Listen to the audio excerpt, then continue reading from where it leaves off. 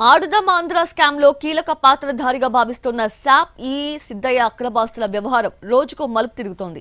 సిద్ధయ్య తన సన్నిహితురాలు అపర్ణకు ఆస్తులు రాయడంతో పోలీసులు అపర్ణతో పాటు ఆమె భర్తను విచారించారు. సిద్ధయ్యను విచారించడానికి పోలీసులు రంగం సిద్ధం చేస్తున్నారు. శాప్ సిద్ధయ్య కేసులో అపర్ణ ఆమె భర్త సురేష్ ను నందిగామ పోలీసులు విచారణ జరిపారు. నందిగామ సిఐ వైవిఎల్ నాయుడు దాదాపు 2 గంటలు అపర్ణను విచారించారు. అపర్ణ వద్ద ఆమె భర్త వద్ద ఆధార్ కార్డులు, పాన్ కార్డులను పోలీసులు స్వాధీనం చేసుకున్నారు.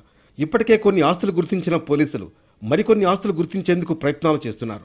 ఆధార్, పాన్ కార్డు ఆధారంగా ఆస్తులు ఏమున్నాయో తెలపాలని సబ్ రిజిస్ట్రార్కు పోలీసులు లెటర్ పంపారు. నందిగామ ప్రాంతంలో అపర్ణకు ఆస్తులు కొనిపెట్టిన రియల్ ఎస్టేట్ ఏజెంట్లు, మీడియేటర్ల నుంచి పోలీసులు వివరాలు సేకరిస్తున్నారు.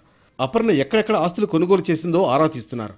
అపర్ణ భర్త అకౌంట్లో దాదాపు 45 లక్షలకు పైగా డబ్బులు ఉన్నట్లు పోలీసులు గుర్తించారు.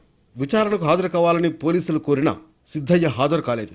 అపర్ణ, సిద్ధయ్య కేసు రాజీ చేస్తానని, పోలీసులకు డబ్బులు ఇవ్వాలని అపర్ణ వద్ద దాదాపు 10 లక్షల రూపాయలు ఓ లాయర్ తీసుకున్నట్లు పోలీసులు గుర్తించారు. సదరు లాయర్ను పిలిచి పోలీసులు హెచ్చరించారు. పూర్తి సమాచారం సేకరించి 2 రోజుల్లో సిపి రాజశేఖర్ బాబుకు ఈ కేసుకు సంబంధించి నివేదిక ఇవ్వనున్నారు.